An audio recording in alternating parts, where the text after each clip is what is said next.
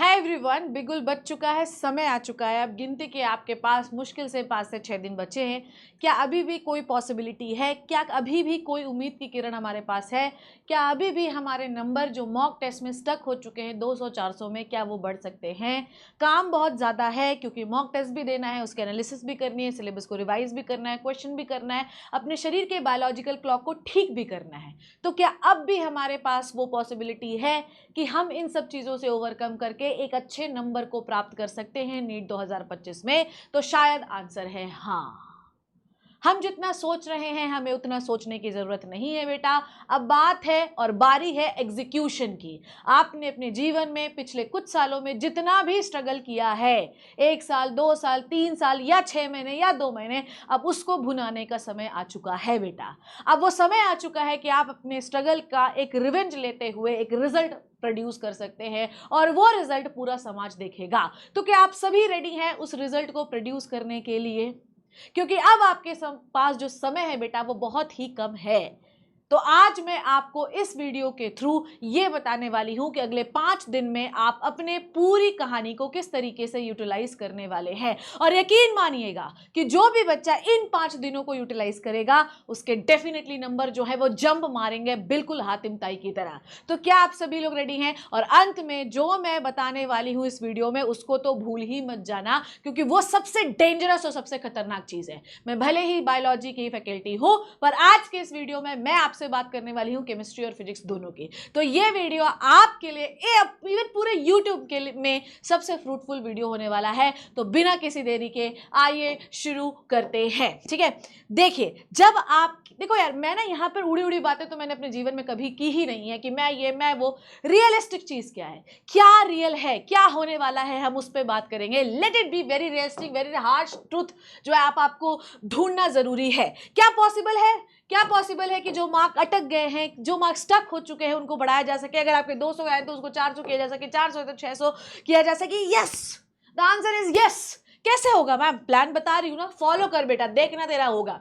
चलिए अब देखो ध्यान से, जब कभी भी प्रॉब्लम ना बेटा जी बहुत बड़ी हो, जब प्रॉब्लम बहुत ज्यादा बड़ी होती है ना, तो हमेशा उसको छोटे चंक्स में डिवाइड करना सीख लो। अगर आप नंबर बढ़ाना चाहते हो तो आपको रिवीजन करना ही पड़ेगा। मतलब ये तो आपको सोचना ही नहीं है। अगर आप नंबर बढ़ाना चाहते हो बेटा तो आपको रिवीजन करना पड़ेगा। दूसरी चीज आपकी क्या है, आपको मॉक टेस्ट देना ही पड़ेगा। 5 दिन में 5 मॉक टेस्ट देना पड़ेगा। मॉक टेस्ट से देने से इंपॉर्टेंट ज्यादा एनालिसिस करना पड़ेगा और आपकी बायोलॉजिकल क्लॉक, बॉडी क्लॉक को सही करना पड़ेगा। समझे ना? क्योंकि आपको पता है कि आपको दोपहर में पेपर देना है और अगर आपने बायोलॉजिकल क्लॉक को ठीक नहीं किया बेटा तो एग्जाम में भी 9-2-11 हो जाओगे। तो अगले 5-7 दिनों में आपको अपना बायोलॉजिकल क्लॉक भी सही करना है। साथ ही साथ आपको OMR प्रैक्टिस करना है। बहुत सारे बच्चे कितने बार रिवीजन कर लेते हैं पर नीट में नंबर नहीं आते, क्योंकि उनका ये सब होता ही नहीं, उनका बायोलॉजिकल क्लॉक ठीक नहीं, उनको OMR भरना नहीं आता है। तो अगले 5 दिनों में हम जो भी टेस्ट देंगे वो OMR के थ्रू ही देंगे। बातें बहुत हो गई बच्चों, अब बात है कि अगले 5 दिनों में जो मैं बताने वाली हूं क्या वो आप एग्जीक्यूट कर रहे हैं? और अगर आप करोगे बेटा तो आपका रिजल्ट आएगा, गारंटी मानो। ठीक है, तो चलिए देखते हैं कि हमें करना क्या क्या है बच्चों। फटाफट से आ जाइए। जब प्रॉब्लम बड़ी हो तो मैंने बताया कि आपको जो है चंक्स में चीजों को डिवाइड करना पड़ेगा। 5 डेज सिलेबस की बात कर रहे हैं। ठीक है, सिलेबस देखो क्या है, अभी भी टाइमलाइन देखो कितना टाइमलाइन है आपको पता है। मॉक टेस्ट दीजिए और एनालिसिस करिए। आपका डेली शेड्यूल अगले 5 दिन में जो है डिवाइड करना है। कौन डिवाइड करेगा? कैसे डिवाइड होगा? मैं डिवाइड करूंगी। और अगले 5 दिन में जो शेड्यूल डिवाइड करके दे रही हूं, जो बच्चा उसको फॉलो करेगा उसके नंबर बढ़ेंगे। पर प्रॉब्लम ये है मैम कि ये सब चीजें हम फॉलो कैसे कर पाएंगे? हमें तो बहुत डर लग रहा है बेटा। मैं हर बार आपको कहती हूं कि जब आपके पास खोने के लिए कुछ नहीं होता तो पाने के लिए सब कुछ होता है। अब आपके पास मुट्ठी में मात्र वो 5-7 दिन है जिससे आप अपनी किस्मत की रेखाओं को बदल सकते हैं। तो क्या आप सभी रेडी हैं? और अगर हाँ तो कमेंट सेक्शन में जरूर लिखिएगा yes I can do it. बेटा घबराना मत, बिल्कुल मैं हूं तुम्हारे साथ। सबसे प्रॉब्लम क्या है? कैलकुलेशंस।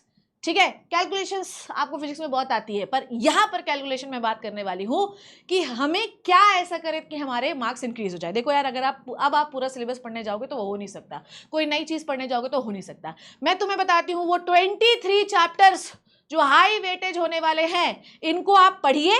आपके नंबर देखिएगा बिल्कुल आसमान फाड़ के तेज हो जाएंगे, बहुत अच्छे से, रॉकेट स्पीड से बढ़ेंगे। दूसरी बात यह है कि आपको स्केड्यूल भी बना के दे रही हूं कि आपको इन 23 जो चैप्टर है इनको कैसे पढ़ना है। ठीक है, चलिए आपको हम ये मान रहे हैं कि अगर हमारे पास 5 दिन है तो 4 चैप्टर आपको डेली पढ़ने पड़ेंगे, सीधी बात ये है, ठीक है।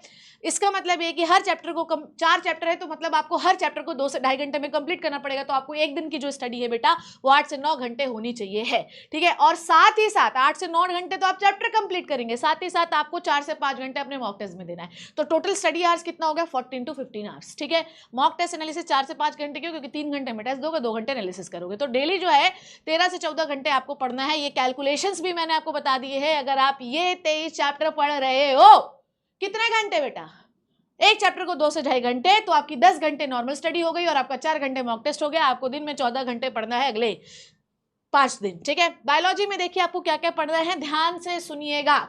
सबसे पहले आता है जेनेटिक्स, ठीक है। चलो चलो चलो, जेनेटिक्स एंड बायोटेक्नोलॉजी 15 से 20 सवाल आपको देके जाएंगे, तो ये 2 यूनिट करेंगे आप।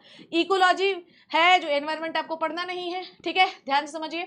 इकोलॉजी में बेटा जी आपको 10-12 सवाल करने हैं, तो ये आप पढ़िए। प्लांट फिजियोलॉजी में आपके 10 से 12 सवाल आने वाले हैं, जो कि मैंने आपको पढ़ाई भी।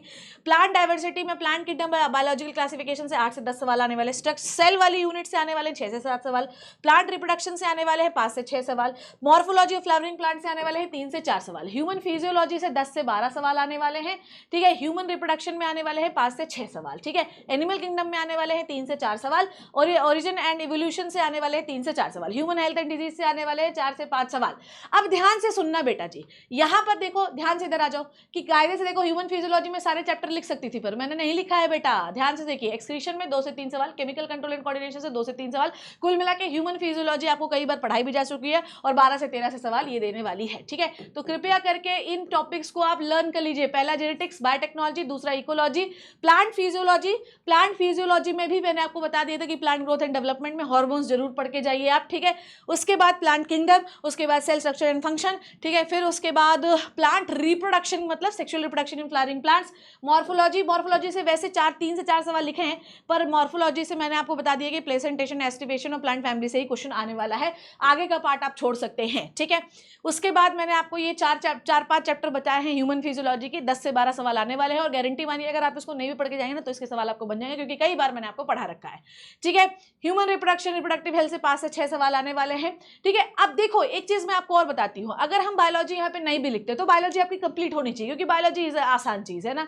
आइए अब आते हैं केमिस्ट्री में बेटा, ध्यान से सुनिएगा, ध्यान से सुनिए everybody please. Chemical bonding, periodic table, coordination compound, DNF block, organic chemistry, GOC1 GOC2, ठीक है। Physical chemistry, chemical kinetics, thermodynamics, मोल कंसेप्ट। अब देखो यहाँ पे मैंने जो है, यहाँ पे मैंने हर वो चीज लिखी है जिससे नंबर ऑफ क्वेश्चंस आने वाले हैं। अब आपको इसमें चुनना है बेटा कि कौन सा हाई वेटेज है और किससे सबसे अधिक सवाल आने वाले हैं, और आप इनमें से चुनकर निकालिए कि वो कौन से 23 टॉपिक्स है, 23 चैप्टर्स है जिनको मुझे पढ़कर डालना है, ठीक है। जैसे कि अगर आप देखो GOC1 GOC2 ऑर्गेनिक केमिस्ट्री से टोटल जो है 16 सवाल आने वाले हैं, ठीक है। फिजिकल केमिस्ट्री में केमिकल काइनेटिक्स 2 से 3 सवाल, थर्मोडायनेमिक्स 2 से 3 सवाल, मोल कंसेप्ट 2 से 3 सवाल, ठीक है। अब ये देखो टॉपिक्स मैंने कितने कम कर दिए आप लोगों के, कितने कम कर दिए मैंने आप लोगों को। ये सारी चीजें आपको पढ़ के जानी है इनऑर्गेनिक केमिस्ट्री में, ऑर्गेनिक केमिस्ट्री में, फिजिकल केमिस्ट्री में, ठीक है। फिजिक्स में आ जाइए बेटा, मॉडर्न फिजिक्स से 6 से 7 सवाल, सेमीकंडक्टर से 4 से 5 सवाल, यूनिट एंड डायमेंशन से 3 से 4 सवाल, प्रिज्म रे ऑप्टिक्स, ठीक है, इलेक्ट्रिसिटी से 3 से 4 सवाल, ठीक है।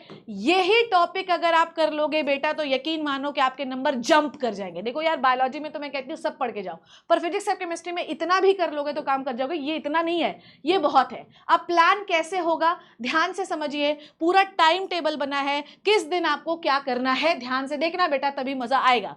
30 अप्रैल को आप जेनेटिक्स, बायोटेक्नोलॉजी और इकोलॉजी करेंगे, very long day, very long day. आप रिवाइज करेंगे जेनेटिक्स, बायोटेक्नोलॉजी, इकोलॉजी यूनिट को पहले दिन आप सोच लीजिए कितना टाइम लगेगा आप लोगों को, ठीक है।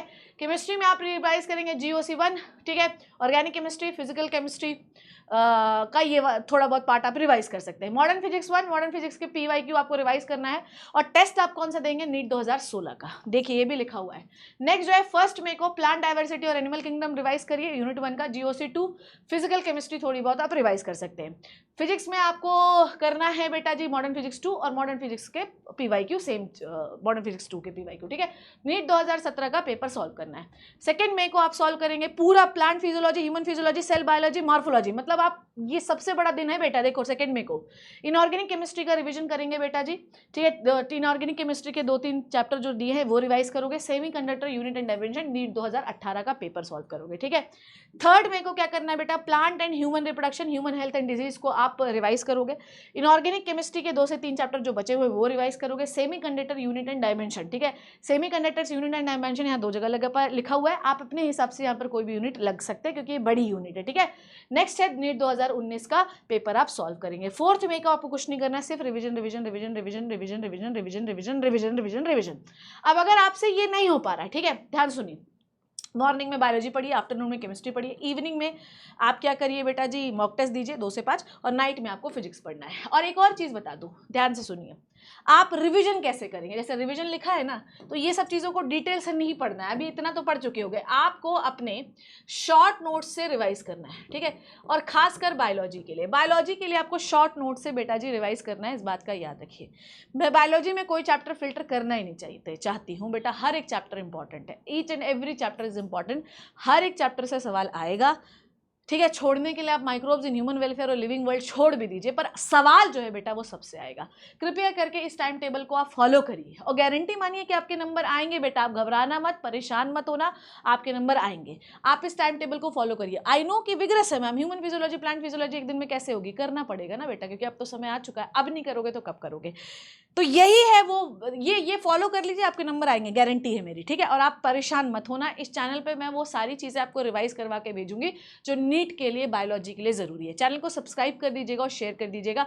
अगर कुछ परेशानी है तो प्लीज़ मुझे बताइएगा, मैं हूँ आपके साथ। और इस चैनल में डिस्क्रिप्शन में टेलीग्राम का लिंक लगा है, उसे ज़रूर ज्वाइन कर लीजिएगा।